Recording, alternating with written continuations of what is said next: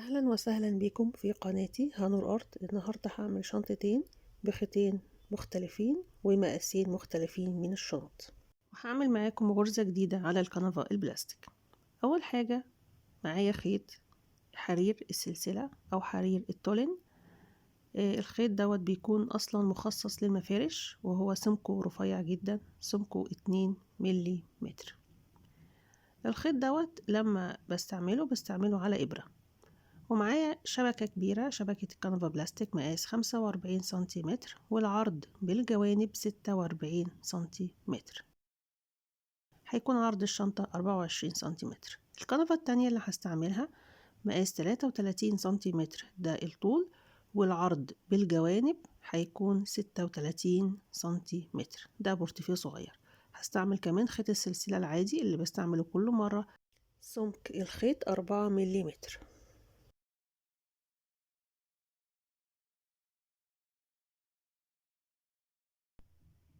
اخترت نفس الألوان اللي هستعملها في نوعين الخيط، اللون الذهبي واللون الأسود. هستعمل حرير التولين مع الشبك الكبير، وخيط السلسلة هستعمله مع الشبك الصغير، شبك البورتفيه. أول حاجة بسحب الخيط، بثبته أو بلزقه بالنار، وبعد كده ببدأ أحدده. بشتغل بلونين من الخيط علشان ده هيدي شكل كويس، وفي نفس الوقت هيوضح لكم الغرز هتكون شكلها عامل ازاي. طرف الخيط بحدده بالنار لغاية لما يكون عامل زي الإبرة. بختار أي مربع موجود في الكنفة بعيد عن الجوانب، وابدأ أسحب الخيط. هحدد ميل، ده ميل الغرز اللي هتمشي فيه الخيط. شايفين هيكون بالشكل دوت. عد 4 مربعات من بداية دخول الخيط، 1 2 3 4، واسحب الخيط بالشكل دوت. طيب يعني ايه ميل؟ الميل ان تكون المربعات ماشية بالشكل دوت، ان الخيط هيتسحب في مربعات في الاتجاه ده. تمام. طيب خلاص سحبت الخيط وعملت اول غرزة، هاجي عند المربع اللي في النص بالظبط هنا، اسحب الخيط. شايفين ده برضو لو عايزين نعد من اول هنا، 1 2 3، التلات مربعات دول الموجودين في النص. هاخد المربع اللي في النص بالظبط واسحب الخيط، واعد 4 مربعات من بداية دخول الخيط. 1 2 3 4، عند المربع الرابع اسحب الخيط. مهم جدا ان انا اكون عارفة ميل الخيط واتجاه الخيط. سحبت الخيط، ده بيكون شكل اول غرزتين. هاجي عند الغرزة الثالثة، هسحب الخيط من المربع اللي جنب اللي قبليه. يعني ايه اللي جنب اللي قبليه؟ يعني الغرزة انتهت هنا في المربع دوت اللي هي اول غرزة، فانا هشتغل في المربع اللي جنبها على طول. هوضح بالتفصيل الكلام دوت في النمط، بس انا ماشية 4 مربعات، بعمل الغرزة على 4 مربعات واسحب الخيط.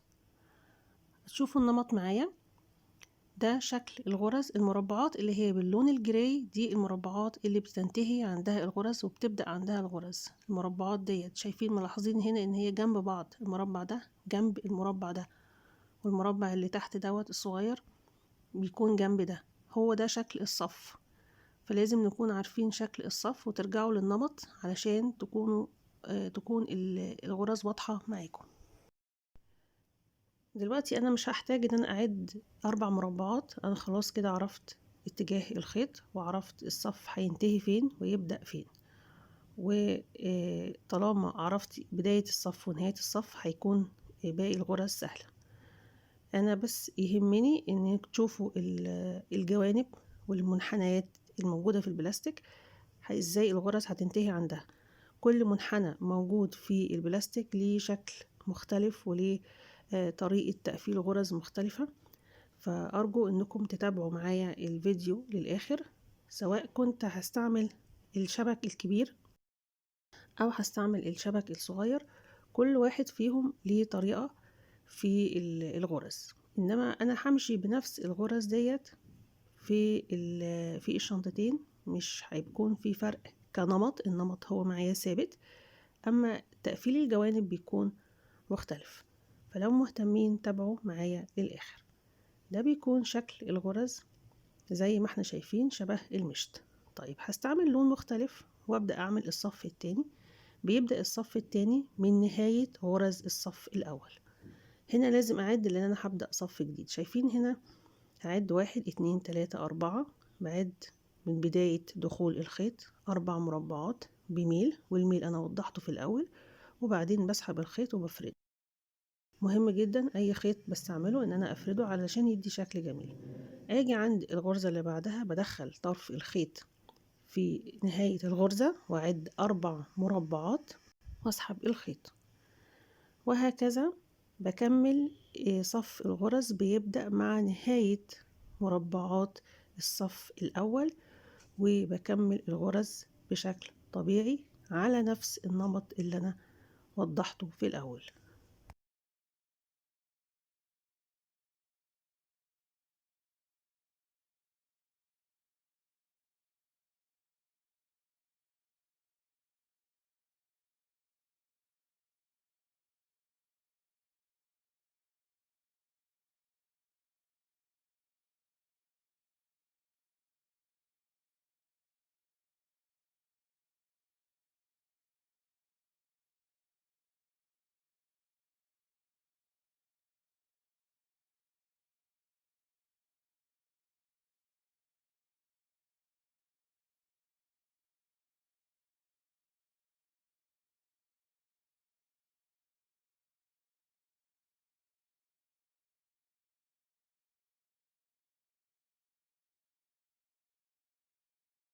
شايفين الغرز بتنتهي فين؟ بتنتهي في الصف ده، والغرز ديت بتنتهي في الصف ده. دي صفوف المربعات اللي بتبدأ وتنتهي عندها الغرز. وصلت للمنحنى هنا. عند المنحنى دوت اتبقى عندي مربعين، هكمل الغرز بشكل عادي. اكتر حاجة هركز فيها هي الصفوف اللي بدأت وانتهت عندها الغرز اللي انا وضحتها بإبرة الكروشيه. الصفوف ديت هي المسطرة اللي انا همشي عليها. اما الجوانب او المنحنيات فبكمل الغرز على اي عدد مربعات متبقي يكون اقل من 4. يعني متبقي 1، اوكي، 2، 3، 4. احيانا في المنحنيات ممكن يكون المربعات واخدة شكل غريب شوية، فهوريكم طريقة حلها بتكون عاملة ازاي. بس انا في الجزء دوت هنا بكمل المربعات، بكمل الغرز على المربعات الموجودة معايا في الأطراف. ممكن أقفلها بلون واحد وممكن أقفل بلونين مختلفين. يعني أنا هنا خلاص كده فاضل لي مربع واحد في الصف الأسود، فبدخل فيه الخيط، أو مربعين 2 بدخل فيهم الخيط، وكده أنا قفلت اللون الأسود. أرجع تاني للون البيج وأبدأ أمشي على نفس صف المربعات اللي انتهت عنده الغرز. لازم تكون الغرز منتهية في نفس الصفوف علشان يكون شكلها مقبول وشكلها كويس. ارجع هنا اكمل باللون البيج لغاية لما اوصل لمربعين 2، وبعدين اسحب عندهم الخيط. ده بيكون شكل نهاية الغرز. هبدأ الصف التاني من نهاية غرز الصف الاول على نفس النمط. ابدأ اعد هنا 1 2 3 4، وبعدين اسحب الخيط. اكمل الغرز باللون الاسود عند نهاية البلاستيك او عند نهاية المنحنى. يعني هنا هعمل الغرز بشكل عادي، 1 2 3 4 من نص الغرزة اللي قبلها اللي باللون الاسود. اجي بقى هنا اقفل الغرز، اقفل الغرز عند الاطراف واسحب الخيط. المربعات اللي في النص الصغيرة المتبقية دي هدخل فيها اللون البيج. بس انا لغاية دلوقتي انا ماشية على النمط بشكل عادي جدا. اما الاطراف البلاستيك او الاماكن المربعات المتبقية معايا هستعمل فيها لون البيج، هكمل عليها الغرز. يبقى انا بدأت هنا عملت الغرز باللون الاسود علشان اعرف الغرز هتنتهي ازاي وعلشان تكون واضحة معايا. هنا ارجع تاني اكمل باللون الاسود. شايفين هقفل نهاية السطر بنفس الطريقة اللي أنا اشتغلت بيها، وارجع من الناحية التانية أكمل الغرز بالنمط المعتاد. طيب شايفين هنا نهاية الغرز الصفوف بتكون في الاتجاه دوت، اتجاه الصف مهم جدا بيساعدني ان انا اقفل الغرز. طيب هشتغل بخيط حرير السلسلة او حرير التولين على شبك تاني، نفس النمط، ولكن حرير التولين بيكون ليه طريقة معينة في الغرز. طرف الخيط لازم يتربط بالشكل دوت وما يكونش طويل، يعني حوالي مثلا 20-25 سنتيمتر كده، ما يكونش طويل. كل ما كان طويل كل ما كان متعب في الشغل وبيتلخبط وبيتكلكع، بيعمل مشاكل. طيب انا هنا هشتغل بخيط حرير التولين نفس النمط بالظبط، اعد 4 مربعات واسحب الخيط. الفرق بينه وبين خيط السلسلة العادي ان انا هنا بدخل الابرة مرتين وبلف الخيط مرتين على الغرزة، والسبب ان انا لو اشتغلت بخيط واحد بس هيكون فيه فراغات واسعة وهيكون البلاستيك واضح جدا. وخيط حرير السلسلة هو بيكون في النهاية اشبه للقماش الحرير، بيكون ليه ستايل معين، بيكون ليه شكل جميل في النهاية.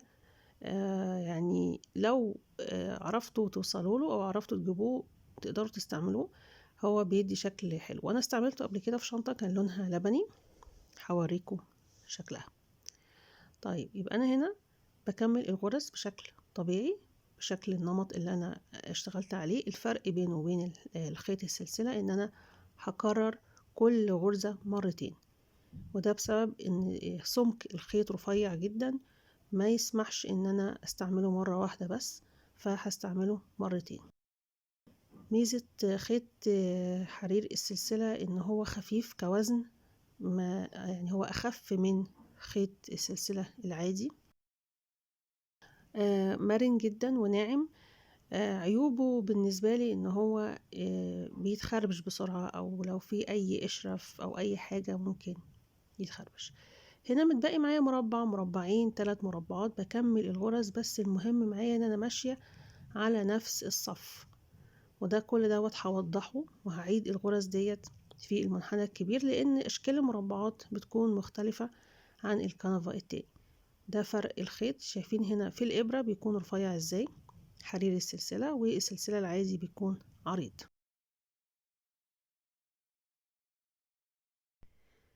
ميزة خيط السلسلة ان هو بيكون سريع، يعني بعمل غرزة مرة واحدة على المربعات فبنجز بسرعة.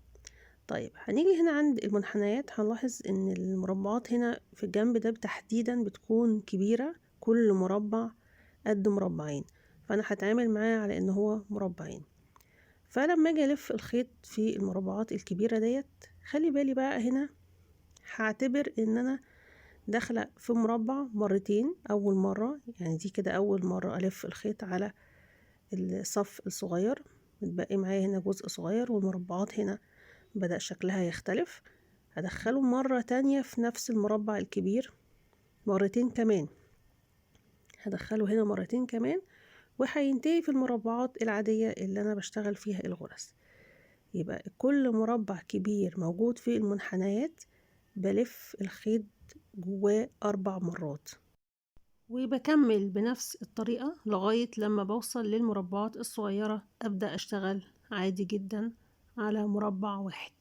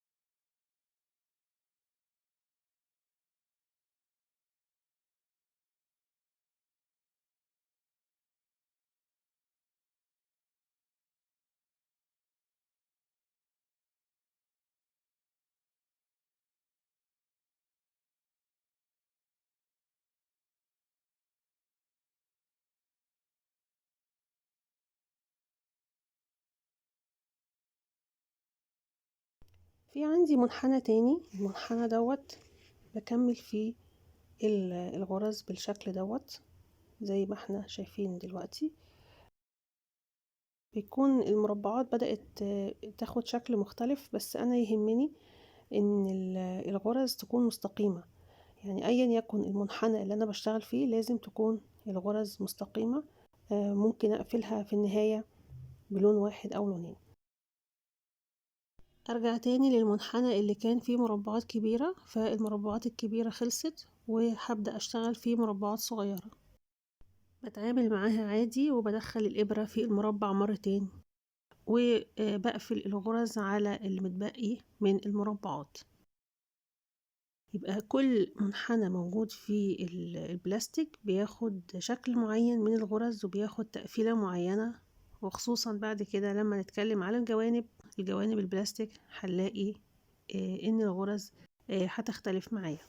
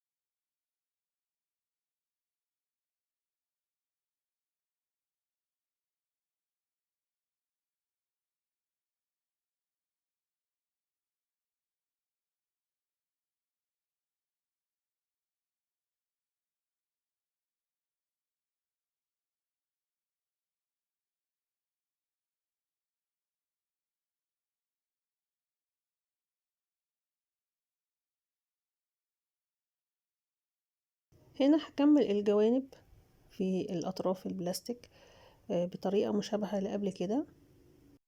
أكمل الغرز على المتبقي من مربعات موجودة في الجنب، وحافظ على نفس اتجاه أو ميل الخيط، وإن يكون الخيط مفرود ومستقيم معايا لغاية لما أقفل الصف.